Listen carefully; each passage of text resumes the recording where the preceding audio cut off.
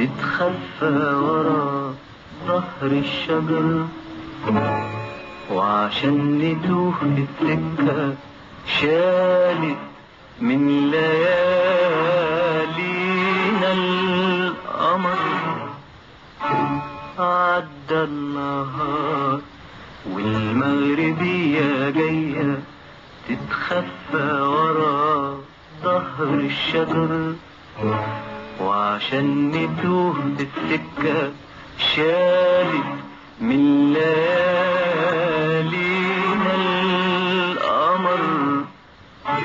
وبلدنا عالترعة بتغسل شعرها،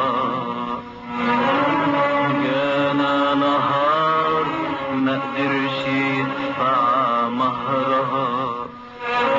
وبلدنا عالترعة بتغسل شعرها،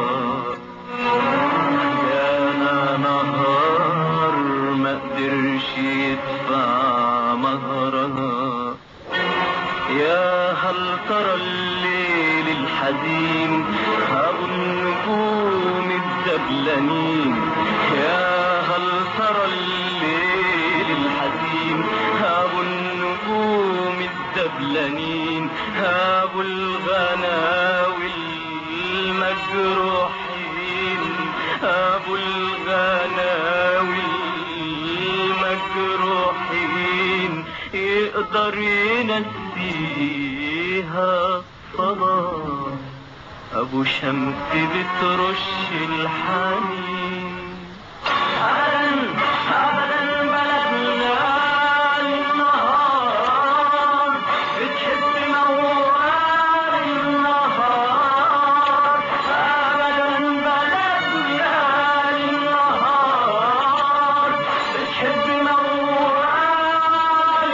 النهار. لما يعدي في الدروب ويغني قدام كل دار.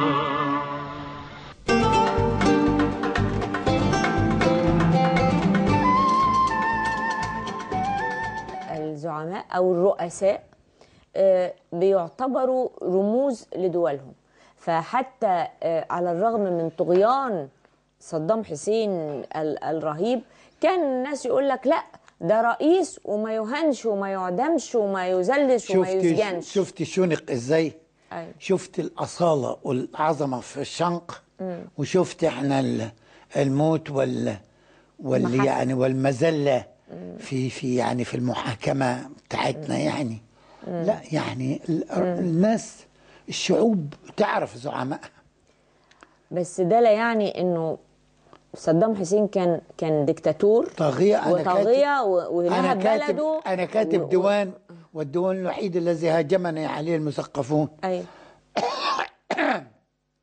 وقالوا ده لازم قابض من الكويت ولازم يعني ما بصوا له على انها عراق والكويت، مش على ان بلد عربي بيحتل بلد عربي. أيوة. وانا اصريت، وكثير من القصائد اللي حضرتك اللي بتذيعيها من ديوان الاستعمار العربي دي. خد بالك يعني شايلين منها العراق والكويت وجايبين اقول لك اخر قصيده هاجم بها الابنودي الاخوان المسلمين.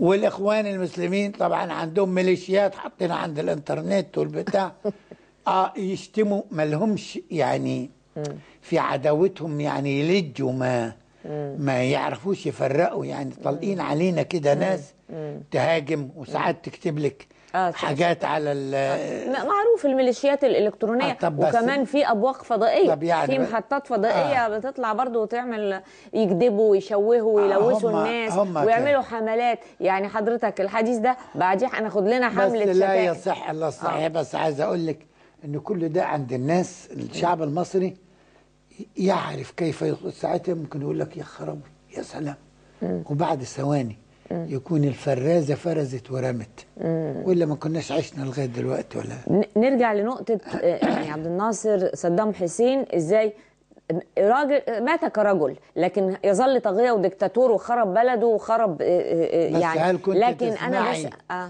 شيعة وسنة وأكراد وكده تتقسم الدنيا كده. يتمزع الوطن بالشكل ده. وبالنسبة لعبد الناصر لا يعني أنا لم أرى أحدا عشق الشعب المصري وعمل من أجله مثله. له أخطاء ولكن أخطاء العظام، إنما مش ملوث. أرجع لنقطة فكرة الرئيس. النهاردة ناس بيقولوا نعفو عن الرئيس، ما نحاكمش الرئيس، لا يسجن الرئيس، لا ينقل إلى طور الرئيس، لازم الرئيس يفضل في المستشفى. وأنا قلت يعني أنا موافق على الكلام ده، يفضل في المستشفى، بس برضو يطلقوا سراح كل تجار السلاح وكل تجار المخدرات. احنا مش عايزين ياخدوا الجملة الأولانية والنسوان الهشك بيشك، لأنه كل واحد الفساد لا يتجزأ.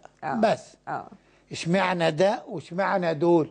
يطلعوا الناس اللي في السجون كلها، كل الملوثين اللي في السجون يخرجوا واحنا ساعتها موافقين. هيبقى مبدأ عام، انما تطلعوا ليه؟ وهو سرق الأمة، وهو خلال 30 سنة وصل إلى ما وصلنا له. صحيح كانت علاقته بيا طيبة، بس بيقولوا كان رئيس. أنا علاقته بيا أنا شخصيا، ما أنا عشان كده بقول لك أنا السنة اللي فاتت بس كتبت قصيدة في مدح جمال عبد الناصر. أنا عمري ما مدحت رئيس، مدحت عبد الناصر. العام الماضي شوفي فات قد إيه على وفاته وموته، لأنه رجل يستحق. يعني ما ينفعش إن أنا أموت كده وأنا مش يعني كأني ما شفتوش. طب احنا النهارده لو مبدأ العقاب مش موجود مع الرئيس القادم، واحنا لسه ما كتبناش الدستور بتاعنا، ده صلاحيات الرئيس القادم. ده الرئيس القادم يجي يحكمنا بالمركوب لا مؤاخذة، مش كده؟ ما دام عارف ان ما فيش عقاب ولا اي حاجه. شوفي سيبيهم يقولوا اللي يقولوه، بس عايز اقول لك من هو الرئيس القادم؟ لا هتنتخب مين يا استاذي الكريم؟ كلهم هتختار كلهم والعجلاتيه كلهم كله. انا عايزه اقول ان فكره العجلاتيه والتربي والحنوتي اساسا انا مبسوطه ان الشعب المصري بخفه ظله انه في لحظه من اللحظات حتى البسطاء عايز يستخدم الثوره، يعني عايز يحس انه راح كتب ورقه، والبعض يقول دي قله قيمه مش خفه ظل. امال لا، ده الناس الغلبانه اللي لا تضحكي. ما انا شفت الراجل الحنوتي امبارح كده تضحكي يعني، وكل حاجه حاله من الاضمحلال العقل اللي وصلونا اليه. ما قلناش حاجه كلنا مضمحلين عقليا، لانه كانت مؤامره على العقل المصري على كل هذا المدى الماضي يعني. فالناس يعني سيبك، انما انا هنتخبهم كلهم يعني بصراحه، لان الحكايه بقت زيطه يعني زيطه. وبعدين لا، لو توحد الاخوه التقدميين دول حمدين مع خالد علي مع ابو العز مع بتاع، انا هديهم صوتي، وانا عارف انهم مش هينجحوا، لان المؤامره والاتفاق مش بيقول ان دول يجوا. واضح ان المؤامرات شغاله وليها نتيجه. يعني زي ما حصل بالنسبه لمجلس الشعب وغيره وهيغيروا الدستور اللي جاي والدنيا كلها. انا مؤمر بنظريه المؤامره ومنتظر يعني ايه لاخرها كده، تجيب اخرها. احنا هنفضل عايشين في المؤامره دي مدى الحياه. لان الثوره